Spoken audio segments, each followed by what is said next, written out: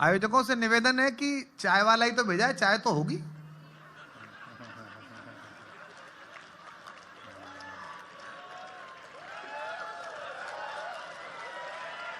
किरण पिला दे यार, चाय तो होगी, या वो भी निबट ली? भाई जी हाँ, मेरी तो मतला ना भैया एक ही भारी पड़ रही है।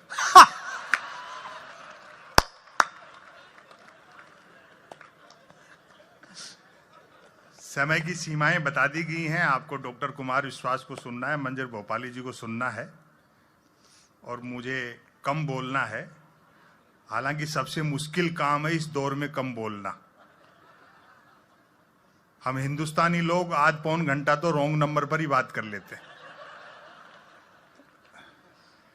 स्त्री संघर्ष, चुनौती और उसकी पीड़ा को लेकर के काफी अच्छे मुक्तक और गीत सुनाए गए, और महिलाओं की भी काफी हंसी मजाक की गई। मैं स्त्री का समर्थक हूं और बड़ा अच्छा लगा राजपथ क्लब में आज कई लोग से परिवार आए हैं। और मैं निवेदन करता हूं आपसे कि देखो, शादीशुदा हो तो पत्नी को साथ रखा करो, वरना मन की बात भी रेडियो से करते फिरोगे।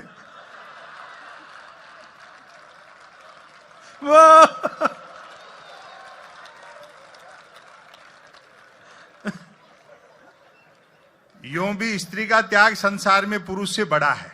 हाँ, वो पति ने डींग हाँकते हुए कहा पत्नी को, मेरा बड़प्पन देख जो तेरे से बिना देखे शादी कर ली।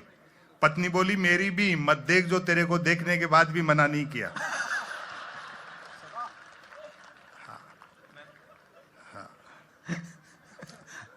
राजपथ क्लब में मैं पहली बार आया हूं, बाकी अहमदाबाद में बहुत बार आते रहते हैं।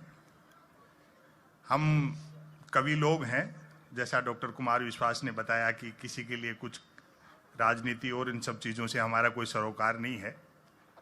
केजरीवाल आम आदमी पार्टी को लेकर के काफ़ी कुछ कहा गया, अपनी पार्टी के लेकर के कह रहे हैं तो फिर बाकी लोगों के लिए तो बुराई क्या मानना। लेकिन कुछ भी कहो साहब, आम आदमी पार्टी ने एक काम तो कर दिया। आज किसी भी कांग्रेसी या भाजपाई को आप कह दो तो वो तू तड़ाक पर उतर आता है। अच्छा अच्छा है। हाँ।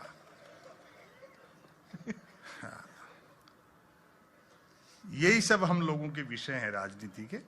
पाकिस्तान, चाइना, ये सब हमारे कोई कविताओं के विषय नहीं है। हाँ। उस पाकिस्तान के बारे में क्या कहना, जिसकी जितनी आबादी है, जनसंख्या है, उतने तो अपने यहाँ 24 घंटे फ्री वाईफाई के चक्कर में 4G टावरों के नीचे बैठे रहते हैं। अच्छा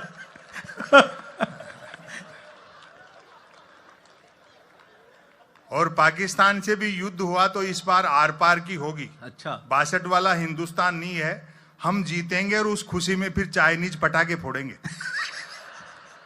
हाँ, हम किसी पर जानबूझकर व्यंग नहीं करते। व्यंग्यकार कवि लोग समय की समीक्षा करते हैं। बहुत अच्छे, बहुत अच्छे। खुशी की बात है 4.5 साल में देश ने इतनी तरक्की की कि भारत फिर से विश्व गुरु बनने जा रहा है। लगभग आउटर पर खड़ा है। आउटर। और वैसे भी साहब, उस देश को विश्व गुरु होने से कौन रोक सकता है जिसकी जेलों तक में संत महात्मा रहते हो। जिंदाबाद।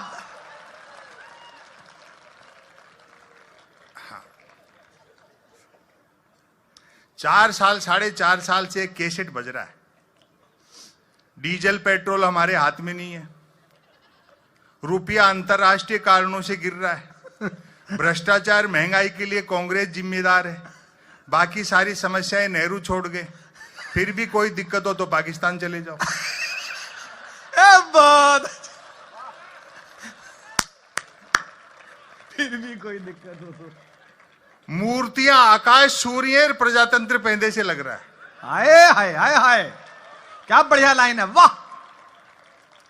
मुझे तो अभी एक सज्जन कह रहे थे कि साहब विश्व की सबसे ऊंची मूर्ति लग चुकी है, आप भी थोड़े पॉपुलर हो गए, किसी चौराहे पे आपकी भी एक आध खड़ी कर दें। ₹1,00,000 का खर्चा है। मैं कहा तू 50,000 दे, मैं खुद ही खड़ा हो जाऊं।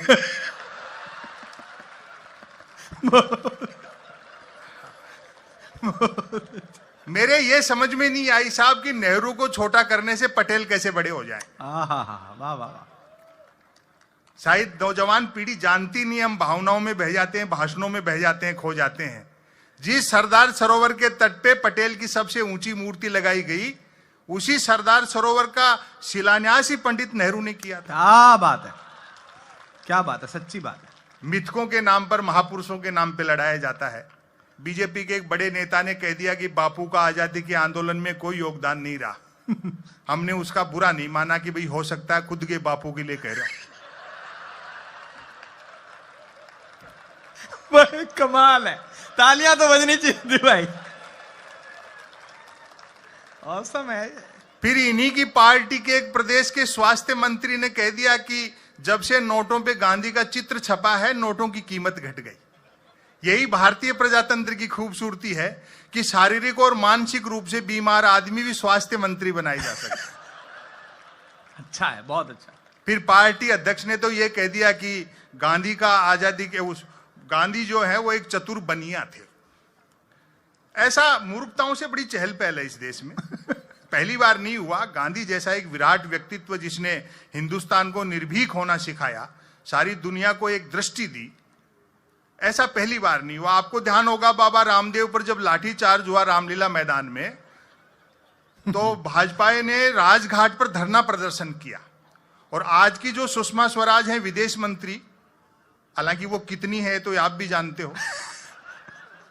हाँ, पिछले दिनों तो मिल गई थी, बड़ी दुखी थी, बोले जी हमें तो कोई भारत का विदेश मंत्री मानने को तैयार नहीं, मोहर हमारे नाम की और घूम कोई और रहा है।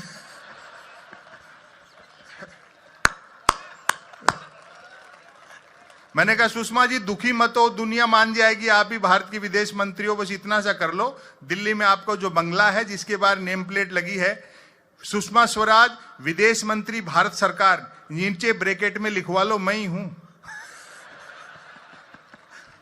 तो आपको ध्यान होगा राजघाट पर भाजपा ने धरना प्रदर्शन किया तो सुषमा स्वराज जी ने उसमें डांस किया और व्यंग पर आपकी तालियां उठे। बहुत अच्छा आप सुन रहे हो, तबीयत प्रसन्न हो गई। सुषमा स्वराज का राजघाट पर डांस देखकर मेरे ख्याल गांधी जी ने भी सिर पीट लिया होगा कि यार मैंने अंग्रेजों से लड़ाई स्वराज के लिए लड़ी थी, सुषमा स्वराज के लिए लड़ी थी। अच्छा